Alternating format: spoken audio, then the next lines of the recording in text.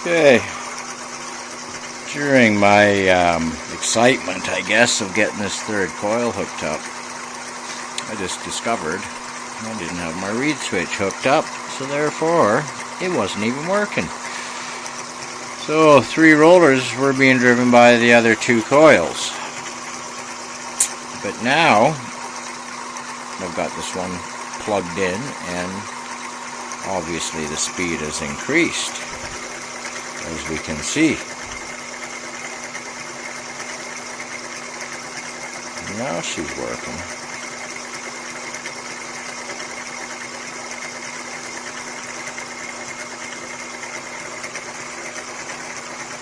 Definitely an increase in the speed.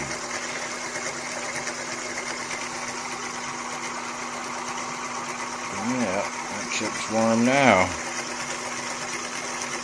So I guess they're just going to run warm. I guess it's because of these reed switches. Apparently.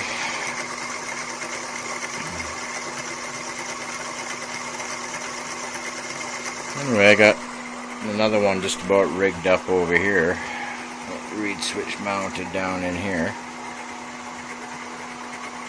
Right there. It's just a tiny little thing. Fortunately, I bought them. I think it was 25 of them from Mauser's. But I think I should have probably cut off my core here. I cut the other ones down to 1/2 inch. So I'm going to have to nip a little bit off the ends of these ones here. But it's too late to do that tonight, so we'll have to wait till tomorrow. And this coil here is very, very similar to this one over here. Pretty much the same amount of wire and whatnot. Very, very close anyway, so tomorrow we'll get that on there and see where we're at from there. Yeah, she's running way faster now. Look at that.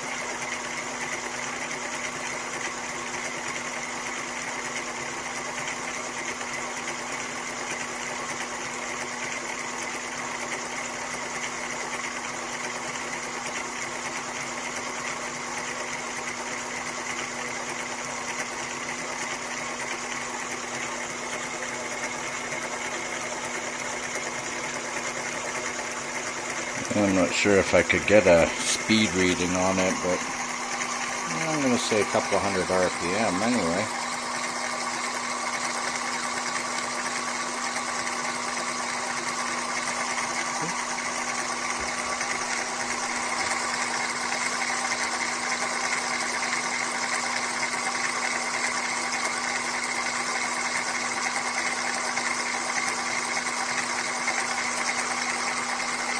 It's definitely much faster now.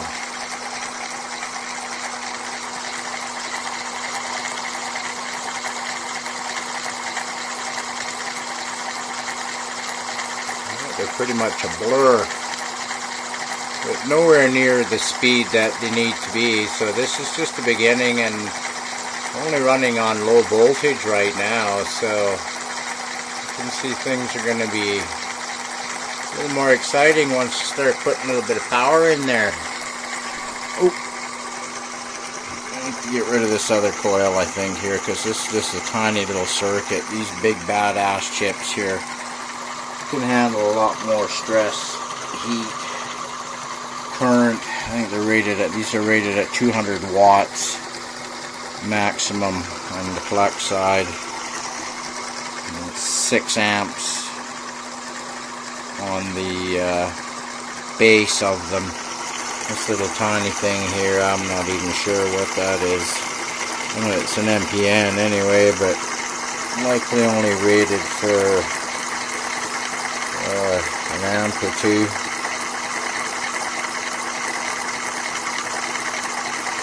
It's working anyway.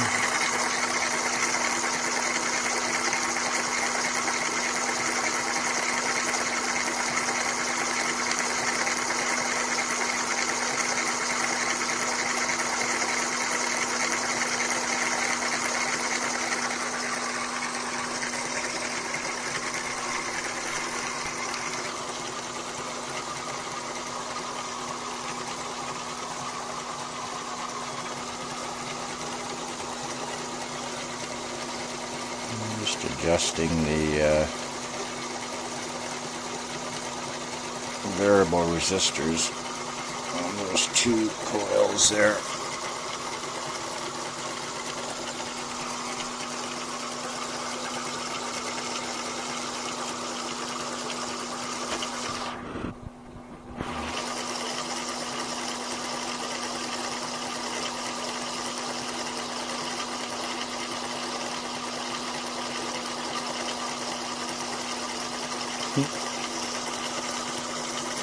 Pretty cool. Getting pretty excited now. This is the days I've been looking forward to seeing it actually run. And there it is. So now I think tomorrow I'm going to work on getting this bigger ring set up here, and I'm gonna have to make a base, I guess, big enough to accept this big ring on there as well. So that's what, 11 inches, 10 inches, 11 inches, plus about 6, maybe I need about 16, 17. 18 inches in diameter, and a whole pile of magnets. I've got 139 magnets, I believe, to go into that ring. 140 at 3, about $450 worth of magnets got to go in there yet. That's definitely a factor in all of this, is the cost is just very expensive. Well, what can you do, right? If you want to play, you gotta pay. Anyway, that's it. Just about done for the night here. Do a quick amperage check here, just see what we're drawing now.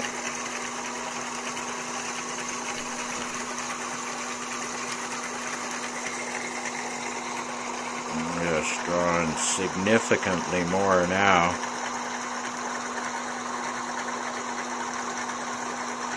750 milliamps, 740, 730. Return into ground. Look at that, quite a bit more going back to ground.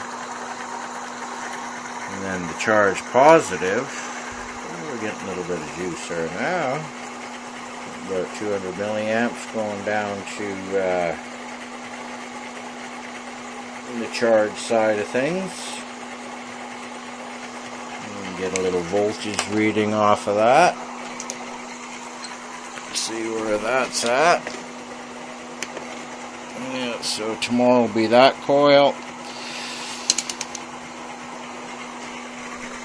Alright. So we've got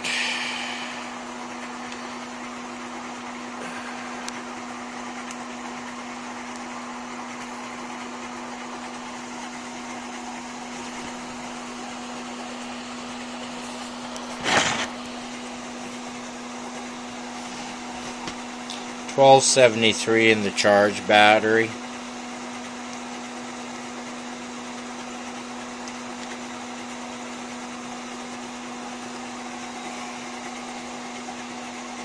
1273, 1274 going to charge.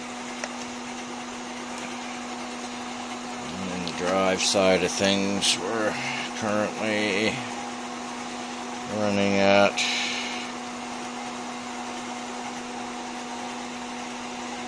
12.07 volts on the drive side.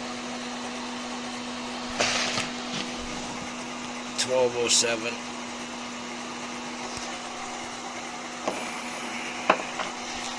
So yeah, it's about time to shut her down again.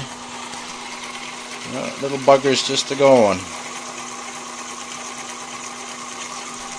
I'm impressed. Thank you, Lord. Anything's possible when you have a little bit of faith in things, hey?